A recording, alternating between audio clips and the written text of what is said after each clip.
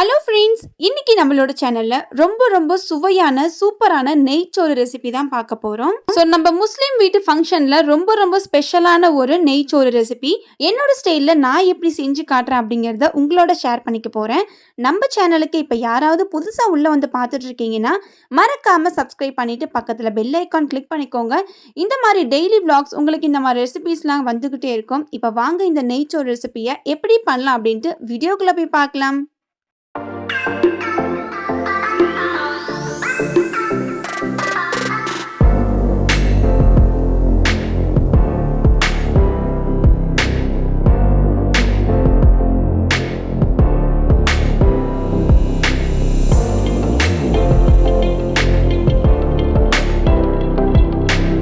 இந்த நெய் சோறு செய்யறதுக்கு இன்னைக்கு நான் நார்மல் ரைஸ் தான் வந்து பார்த்தீங்கன்னா ஒரு 1.5 டம்ளர் அளவுக்கு ஊற வச்சிருக்கேன்.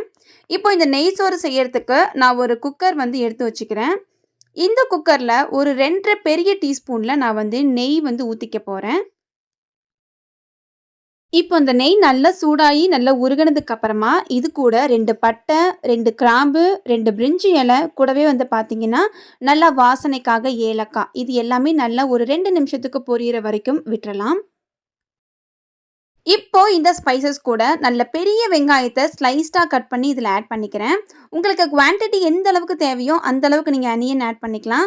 இந்த அனியன் வந்து பார்த்தீங்கன்னா கலர் சேஞ்ச் ஆகக்கூடாது. ஓரளவுக்கு கண்ணாடி பதம் வந்தாலே போதும். நமக்கு நெய்ச்சோறுக்கு அந்த கன்சிஸ்டன்சி கரெக்டாக இருக்கும். அதனால லைட்டாக உப்பு சேர்த்து நல்லா வந்து வதக்கிக்கிறேன். ஒரு 5 மினிட்ஸ்க்கு அப்புறமா வந்து நமக்கு இந்த வெங்காயம்னா நல்லா கண்ணாடி பதமாக வந்துருச்சு. இப்போ இது கூட 2 சின்ன தக்காளியை நல்ல பெருசாக இந்த மாதிரி 4ஆக கட் பண்ணியிருக்கேன். ஸோ தக்காளியை குட்டி குட்டியாக சாப் பண்ணி போட்டுறாதீங்க. அப்புறம் அது ரொம்ப வதங்கி ஒரு மாதிரி ஜூஸியாக மாறிடும். நமக்கு வந்து நெய்ச்சோறுக்கு வெள்ளையாக தான் இருக்கணும். இந்த மாதிரி கலராக இருந்துச்சுன்னா நமக்கு வந்து நல்லா இருக்காது. இப்போ இந்த வெங்காயம் வெந்துட்டு இருக்க கேப்லேயே வந்து பார்த்தீங்கன்னா நம்ம 2 டீஸ்பூன் அளவுக்கு இஞ்சி பூண்டு பேஸ்ட்டை நான் ஆல்ரெடி அரைச்சி வச்சுருக்கேன். நீங்கள் ஃப்ரெஷ்ஷாக இருக்குன்னா அதை ஆட் பண்ணிக்கோங்க, இன்னுமே டேஸ்ட்டாக இருக்கும். இப்போ இந்த இஞ்சி பூண்டு பேஸ்ட், தக்காளி, வெங்காயம்லாம் கொஞ்சம் வந்து ஒரு 2 நிமிஷம் மட்டும் வதங்கட்டும். இப்போ ஒரு 2 நிமிஷத்துக்கு அப்புறமா இது கூடயே வந்து ஒரு 1.5 டீஸ்பூன் அளவுக்கு நான் தயிர் ஆட் பண்ணிக்கிறேன். நல்லா கட்டி தயிரை ஆட் பண்ணிக்கிறேன். ஸோ நான் கடையில் வாங்கின தயிர் தான் ஆட் பண்ணியிருக்கேன். நீங்கள் வீட்டில் செஞ்சுருந்தீங்கன்னா அதை கூட ஆட் பண்ணிக்கோங்க, ரொம்பவே நல்லாயிருக்கும். இது ஒரு 2 நிமிஷம் வந்து பார்த்தீங்கன்னா அப்படியே மீடியமான ஹீட்டில் வச்சு நம்ம வந்து லைட்டாக வந்து வேக வச்சுக்கலாம். இப்போ ஒரு 2 நிமிஷத்துக்கு அப்புறமா இந்த சின்ன டம்ளரில் தான் நான் வந்து 1.5 டம்ளர் அரிசியை ஊற போட்டிருக்கேன். இப்போ அது கூட வந்து 2.5 டம்ளர் அளவுக்கு இதில் மெஷூர் பண்ணி தண்ணி ஆட் பண்ணிக்கிறேன். இப்போ இது கூட ஒரு கைப்பிடி அளவுக்கு கொஞ்சமாக கொத்தமல்லி, புதினா ஆட் பண்ணி 3 பச்சை மிளகாயை இதில் கீராமல் அப்படியே போட்டிருக்கேன். ஸோ கீரி போட்டோம்னா ரொம்ப காரமாக இருக்கும். அதனால வந்து கீராமல் 3 பச்சை மிளகாய் போட்டுட்டு நமக்கு தேவையான அளவுக்கு இப்போ உப்பு போட்டு கலக்கிக்கலாம். இப்போ கடைசியாக ஒரு கொதி வந்ததுக்கப்புறம் நம்ம எடுத்து வச்சிருக்கிற இந்த ரைஸ் எல்லாம் நல்லா கழுவிட்டு இதில் ஆட் பண்ணிக்க போகிறோம். ஒரு மிக்ஸ் கொடுத்துக்கலாம். இப்போது அதே போல் நான் நார்மல் ரைஸில் பண்ணுறதுனால 1.5 டம்ளர் ரைஸுக்கு 2.5 டம்ளர் அளவுக்கு தண்ணி ஊற்றி நான் விசில் வச்சுக்க போகிறேன். நீங்கள் வந்து பாஸ்மதி ரைஸ்லையோ ஜீரக சம்பா ரைஸ்லையோ பண்ண போகிறீங்கன்னா 1 டம்ளர் ரைஸுக்கு 1.5 டம்ளர் அளவுக்கு தண்ணி ரொம்ப கரெக்டாக இருக்கும். அதுக்கு மேலே ஊற்ற வேண்டாம்.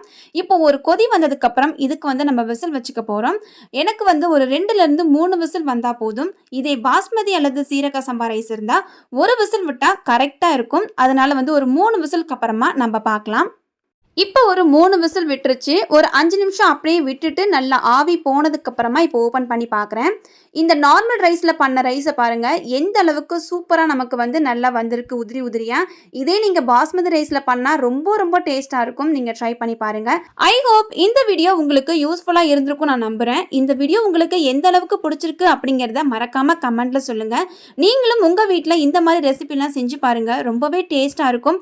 இதெல்லாம் செஞ்சு பார்த்துட்டு என்கிட்ட உங்களுக்கு சொல்லணும் தோணுச்சுன்னா கமெண்ட்ஸ்ல வந்து எனக்கு கமெண்ட் பண்ணுங்க, நான் தெரிஞ்சுக்கிறேன். இந்த மாதிரி இன்னும் நிறைய வீடியோ பார்க்கணும்னா நம்ம சேனலை மறக்காம சப்ஸ்கிரைப் பண்ணிக்கோங்க, சப்போர்ட் பண்ணுங்க. அண்ட் இதே மாதிரி ஒரு சூப்பரான vlogல வீடியோல உங்களை வந்து மீட் பண்றேன். Until then, bye from Anglo Tamilachi. Bye bye friends.